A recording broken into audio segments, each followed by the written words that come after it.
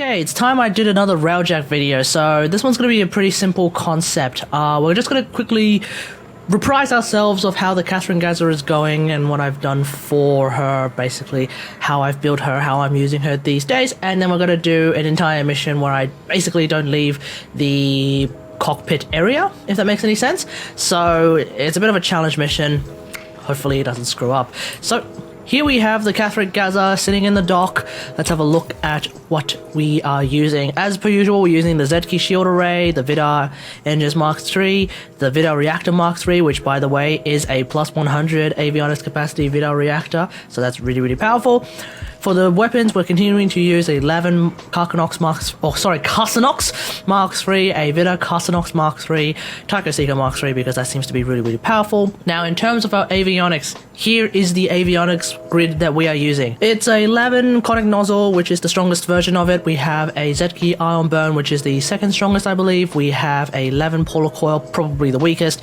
We have Vidar Hyperflux, second weakest, middle range. There's actually three, so there's not really a second weakest or third, all that jazz. Anyway, we have Hull Weave, which is a Vidar, so that's also middle range. We have Levan Bulkhead, because once again, I refuse to use Z-Key Bulkhead on a build like this. I can't fit it, so that's going to be the weakest version of Bulkhead.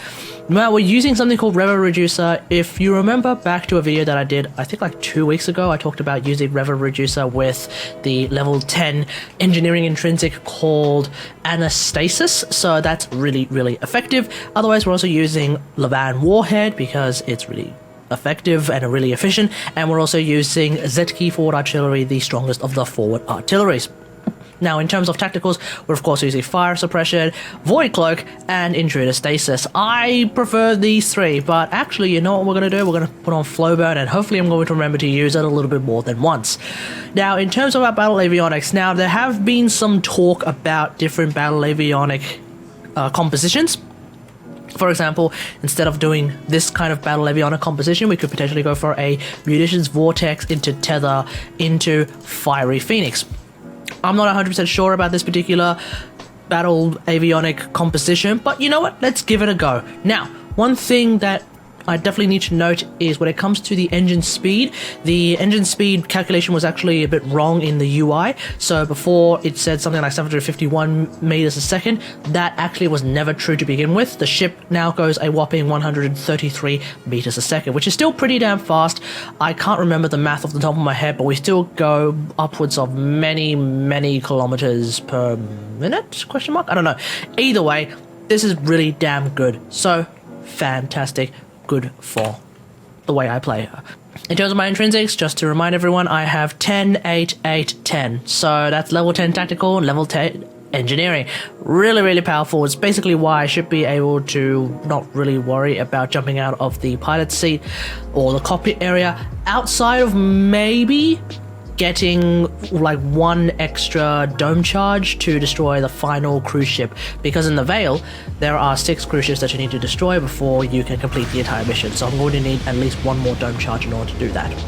Okay, so here we are at Gaian Point. We're just going to keep it simple, no extra shenanigans, and I just forgot that I'm using Tether, so that's just a giant waste of energy already. So not the best start, Katagari, you bloody imbecile. Okay, here we go. We're going to use Tether, and that Tether actually straight up destroyed a ship already, a fighter ship already, because it kind of did that, and then we can just blow up Tether. Tether's actually pretty damn powerful, used in the right situation. You don't necessarily need to use something like Munitions Vortex. It might actually be a perfectly reasonable idea to use something like Countermeasures or Blackout Pulse, but I don't think Blackout Pulse is all that good still.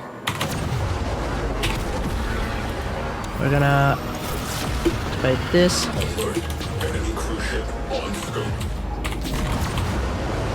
Now, a lot of people are saying that like what you should do is you should use the Tether alongside Munitions Vortex.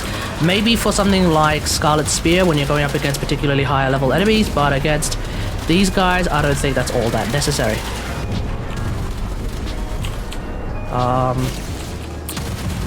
Probably need to go and grab some more energy. The reason why Like, again, the reason why I don't like Fiery Phoenix is because of the energy drain. I feel like it's not strong enough to warrant that energy drain, and that's the main problem that I have with it. I've forgotten. Oh yeah, so here's a hull breach. We're just gonna click it, and we're done. It's that simple. When you have Anastasis, it really is that simple. Now, let's strip the armor of this cruise ship.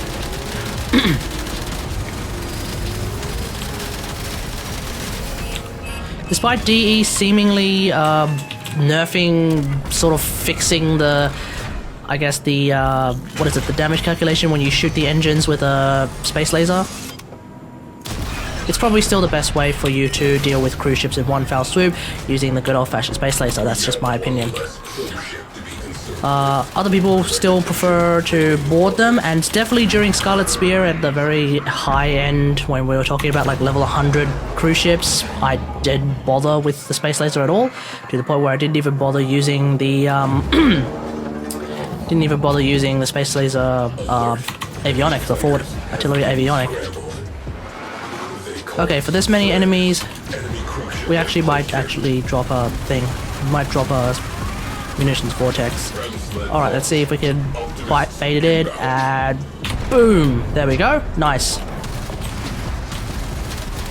So it's not like it's ineffective at all, it's just potentially, depending on what's happening, it's probably not that necessary to use that much flux. Let's fix that.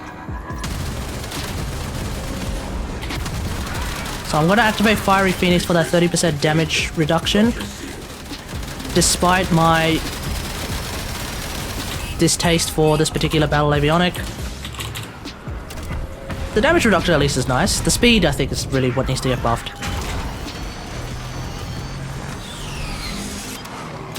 Boom. There we go.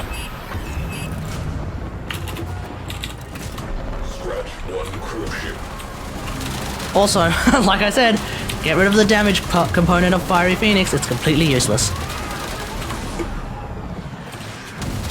Now, I guess I might as well say it now, because inevitably someone's going to say, "Oh, but do you think you should get rid of the damage component of Void Hole?" No. The reason why the damage component of Void Hole is fine is because it also means that we're putting cold procs on enemies, which is ultimately useful for the point of using Void Hole. So if they're slowed, it will ultimately make it harder for them to escape. Okay, here we have the newer cruise ship. It's so difficult, but actually it's not that difficult. You just shoot one rocket at it, and that'll pretty much do it.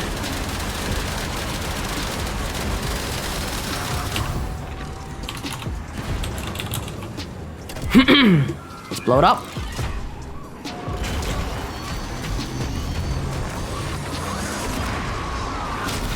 That's it.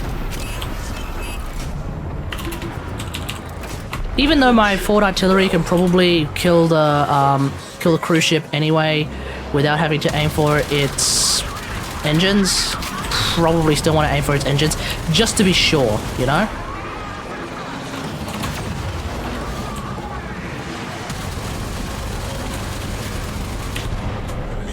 Alright, that should have gotten rid of the, that should have gotten rid of the thinger, the ram sled. Because if I get hit by a ram sled, that means I'm gonna have to leave the pilot area, so that's not ideal. Let's kill these while, because we're gonna have to blow this up. Where's that? Huzzah!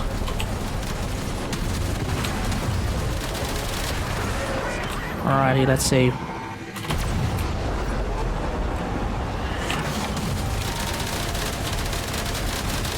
Breach Quanta. My god, now that I have Anastasis, Breach Quanta is completely useless to me. It be like that, eh?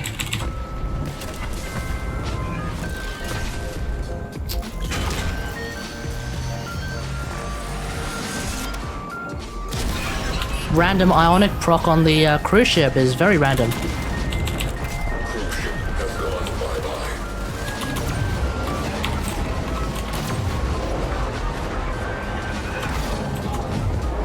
So it's basically inevitable that I'm gonna have to go back to the back of my ship rather and grab some energy, build some energy rather. So let's just kill these enemies. Let's kill these guys right here, grab those resources. Should have enough to build quite a decent amount. So that means one trip to the engineering bay and I should be good to go. Alright, let's see, is there a ram sled anywhere? Nope, I don't hear it. Okay, I'm gonna activate Void Cloak. Stay right out of the way. So, here we go. Warp right in.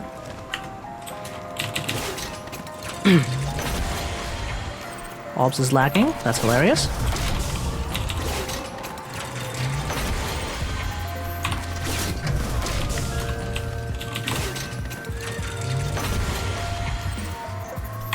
The reason why I'm actually holding on to fire suppression, by the way, is because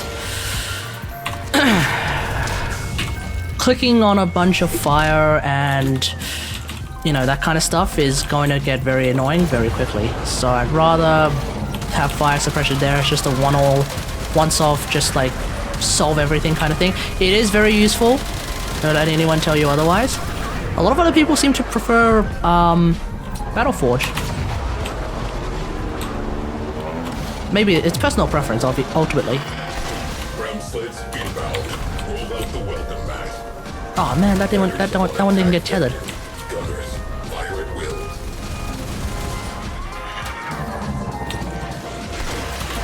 There we go.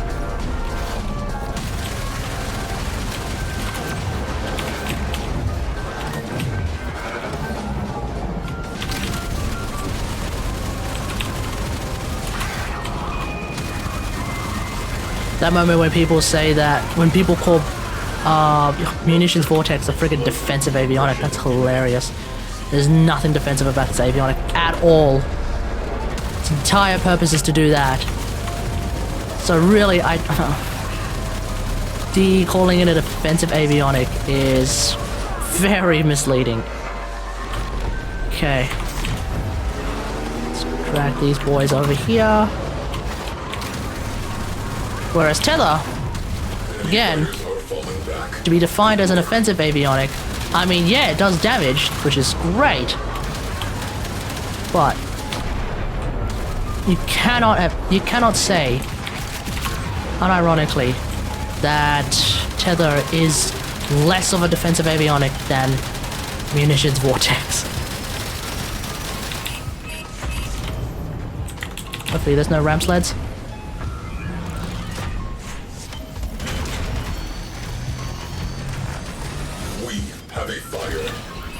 Oh, we have a fire.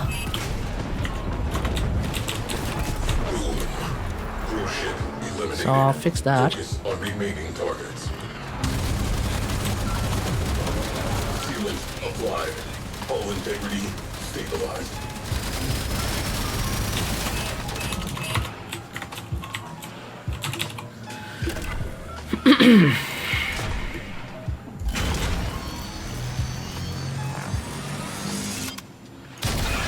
Okay, we're done.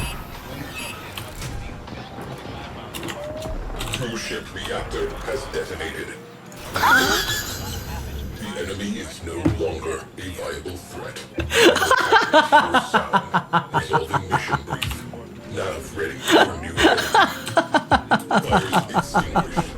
Oxygen levels normalized. Yeah, because I totally need another Vidal reactor Mark III. I wonder how many people are gonna get salty in the comments. Oh, good stuff. So, yeah, that's basically it.